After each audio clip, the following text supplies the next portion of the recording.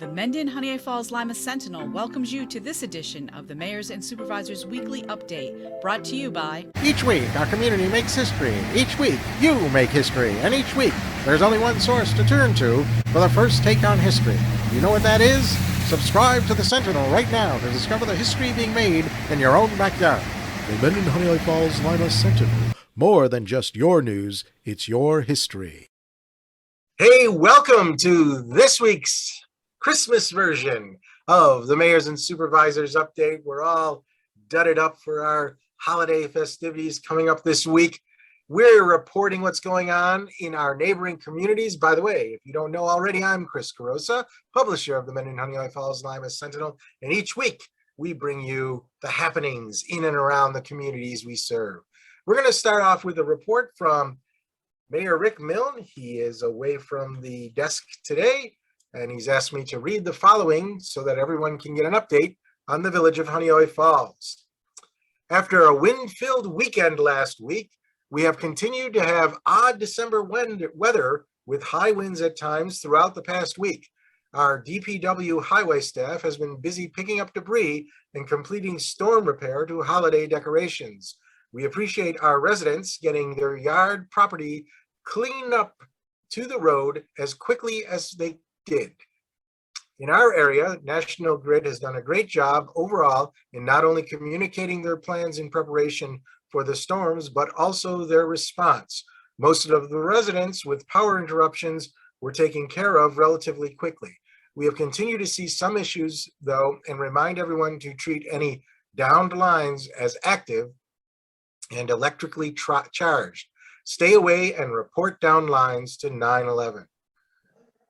We are disappointed to have to postpone the Fireman's Parade, but it was a very good decision.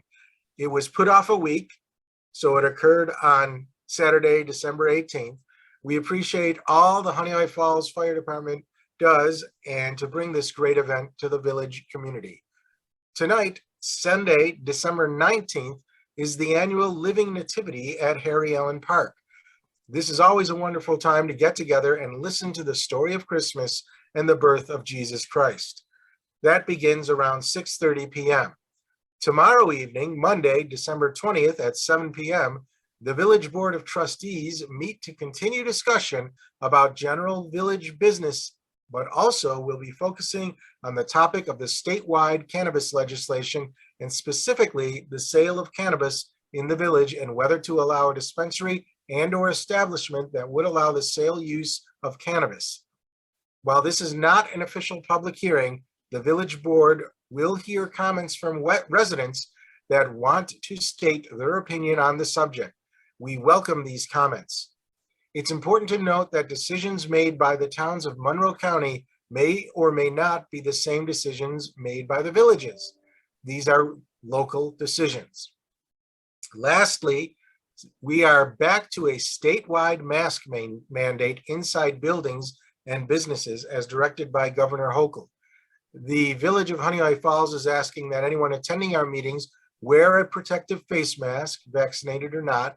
If not wearing a protective mask, we ask that you show proof of vaccination.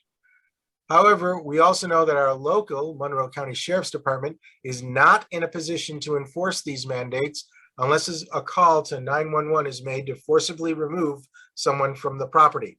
The village also does not have the personnel to enforce this either. We simply ask anyone coming to our meetings and to the village hall to be respectful of others' health and do the right thing and wear a mask. Have a safe week, and we wish you all a very healthy and Merry Christmas. That was from Rick Milne, Mayor of Honeoye Falls. Next up, Mike Falk, Lima Town Supervisor. Mike, how are we doing in Lima? Doing well, Chris. Yes, there is a mask mandate that the governor put out. This past Monday morning, Livingston County decided that we would not be enforcing it. Any calls to the snitch line are being rerouted back to New York State.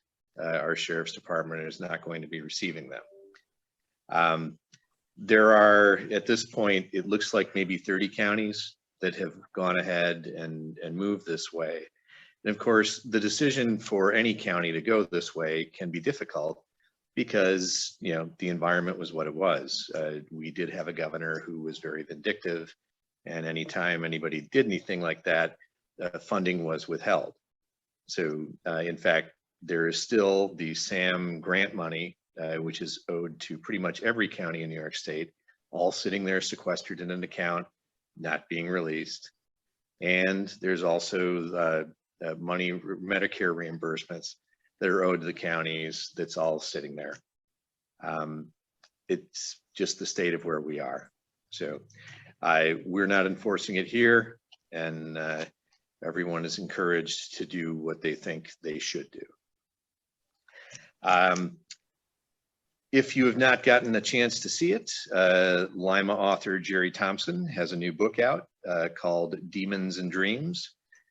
There's a handful of signed copies left over at WriteWorks if you need one for a Christmas gift or stocking stuffer. It is kind of hard to see, but there is a sign out on the lawn at the front of the new Family Dollar Tree asking for people to sign up to work there.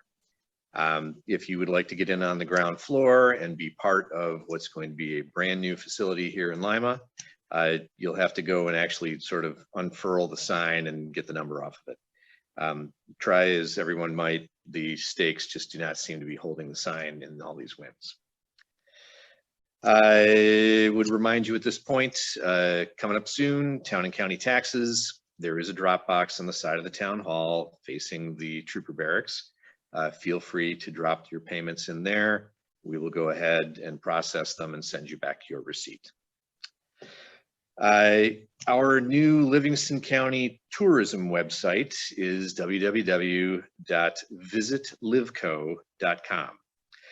The new winter guide of things to do is now available both in print and on the website. And it looks like this. Dining, hiking, the complete rundown on maple sugaring and all the treats that come from maple syrup is all in there. I'd encourage you to head to the website and take a look at some great things to do in Livingston County over this winter. Lastly, we have some retirement thank yous. So thank you to Town Justice Elvira Lahoe for serving 35 years as Lima Town Judge. Thank you to John Bailey for serving 30 years on Lima's zoning board, most recently as the chairman. And lastly, thank you to Bruce Mayer, who has spent 28 years over 2 different term sets on the Lima Town Board. These folks have helped to shape the community that we have today.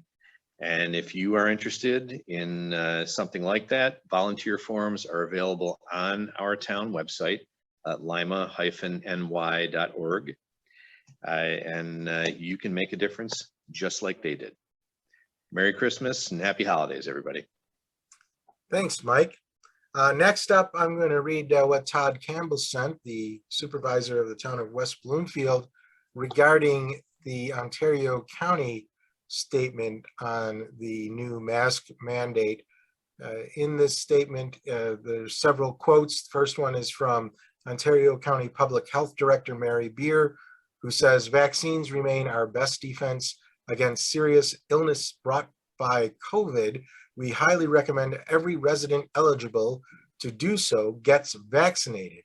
In addition, our local data shows that the boosters are incredibly important as we move farther from the date of initial vaccination. We urge everyone who is vaccinated to get their booster shot as soon as possible if they are eligible to do so under the current CDC and FDA guidelines." County Administrator Chris DeBalt says, "Unfortunately, we have been here before. We know what works, even if many of us are sick and tired of doing it. The more residents who can get vaccinated, the fewer opportunities the virus has to circulate unchecked. We also know that masking is highly effective in reducing the risk of infection when in situations where social distancing is not possible. Remind all members of the public that Ontario County has required everyone, regardless of vaccination status, to be masked in all county facilities since early fall. And we strongly encourage everyone to mask up in public settings. It's not just to protect you, but to protect everyone around you who may be susceptible to serious illness were they to become infected. Finally, we have this from Ontario County Board of Supervisors, Jack Marin, who said, while Ontario County does not have the staff to actively police and enforce the vaccine or mask mandate Governor Hochul announced earlier this week, that doesn't mean that masking and vaccinations are not important tools for our community to combat the current surge of the virus in our region. We urge everyone to be conscious during this season of giving and caring. Mask up when in public to help protect your fellow community members. If you are not vaccinated, consider getting your vaccine and ask your doctor any questions or concerns you might have. If you are vaccinated, please get your booster shot if you are eligible. Vaccinations and boosters are the best protection against people becoming seriously ill from the virus. Okay, that's it from Todd. Let's turn it over now to Eileen in the village of Scottsville. Eileen, how are we doing there? We're doing well. We survived the wind and rain storm pretty well, and I'll mention a little more on that in a minute. Our board meeting was held on Tuesday, December 14th, and public hearings were held on releasing monies from the sanitary sewer reserve and the equipment reserve in an amount not to exceed $17,416.93 from each of those reserves. The money is being used in the purchase of our new 1-ton truck, and the board approved the releasing of these monies from both reserves. 2 public hearings were also held in regards to local law 8-2021, opting out of marijuana dispensaries within the borders of the village of Scottsville, and local law 9-2021, opting out of marijuana on-site consumption establishments within the boundaries of the village of Scottsville. The board approved both local laws, which are subject to a permissive referendum. And I want to give you the information on a permissive referendum. It means that the residents may petition the village to present the law for a ballot vote at the March election. It is the responsibility of the residents to obtain the signatures needed on a petition. The petition must be filed with the village clerk within 30 days of passing the local law, which was December 14th, and signed by at least 20% of the registered voters in the previous general village election. Remember, that's registered voters, not the number of people who actually voted. Now, the village may bypass the petition by submitting for a permissive referendum on its own within the same time period. We want to thank our DPW crew for monitoring of the recent rain and windstorm we experienced in our area and the cleanup and repair in the aftermath of that storm. Luckily, we were not hit severely, and we were able to take up the few limbs and large branches that fell into the road, and it was taken care of quite easily. A new floor has been installed in the Johnson Park Pavilion, and this should make cleaning and sanitation of the pavilion easier and more thorough. Our next board meeting is on January 11th. At this meeting, Deputy Chris Chambry of the Monroe County Sheriff's Office Crime Prevention Unit will be speaking at 7 p.m. regarding the recent break-ins. Besides reviewing precautions we all can take to protect our property, he will speak about a virtual neighborhood watch. We hope a lot of people will come to hear him, and hope that enough people will volunteer to make a virtual neighborhood watch work. As we will not be meeting next week because of the holiday, I want to remind everyone that we will be working on the 2022-2023 budget in the coming year. Budget workshops are scheduled for January 18th, February 15th, and February 22nd of 2022. These are open meetings and all residents are welcome to attend. Just a reminder that masks are required in the municipal building. So if you're coming to a meeting or anything like that, you need to mask up because it is required whether you are vaccinated or unvaccinated within the municipal building. With all this being said, I'd like to wish everyone a Merry Christmas, a wonderful holiday season, enjoying the company of family and friends. We'll see you in a couple of weeks. Thanks, Eileen. Next up, we have John Moffitt, who, again, he's at the supervisors meeting now, so he can't meet the Monroe County supervisors, that is. This is what he sent to us. The Mendon Town Board at the recent meeting voted 5-0 to opt out for cannabis retail and lounges. The decision is subject to permissive referendum. It does not apply to the village of Honeoye Falls. By opting out, it allows the town to opt in at a future date if necessary. Ever wonder who calls out the people who salt and plow the roads? The Mendon-Honeoye dispatchers call out the staff for wintertime plowing, salting, and any other weather type occurrences like a windstorm or flooding. The dispatchers during the work times, the dispatchers work during the times that the highway department is usually closed. The town also calls out the Village of Honeoye Falls DPW under a shared services contract. They monitor the weather and make regular trips around town to ensure road conditions.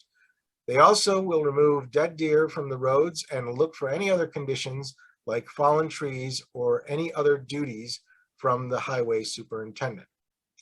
The town is partially compensated by the state and county to provide 24-hour personnel from November to April. To report any issues, call the highway department at 624-6068. Leave a message for the dispatcher. While we don't have 24-hour coverage at town hall, I do receive any voicemails left for me at 624-6061 via email. I check the emails periodically, especially during weather events. During the recent windstorm, I was in communication with RG&E and National Grid for updates. The best way to follow power outages is by each electricity vendor's website to view their outage map, which typically provides an estimated time for restoration of electricity. We also utilize the Town of Mendon Facebook page for updating status from the utility companies. We still have a limited amount of COVID test kits in the Mendon Town Hall. Mendon residents may stop in during regular business hours for a test kit while supplies last. Please enjoy the holidays with your families and friends and remain safe during the season. That was from John Moffitt, Mendon Supervisor. Anything else you may have forgotten that you want to add?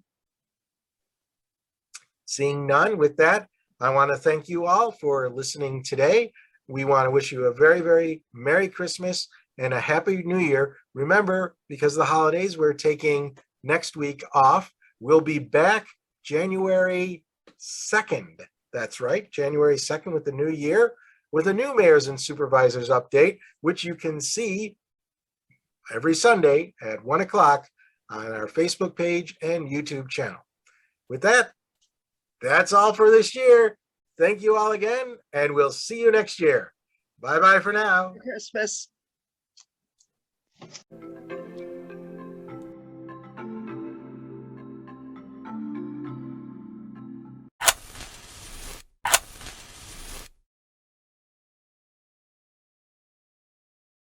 Imagine yourself communicating with a difference. Pan-Dimensional Solutions helps you do this. Whether live spectator events, taped broadcasts, or real-time audience-engaging programs, you can benefit immediately from the tools Pan-Dimensional Solutions will share with you.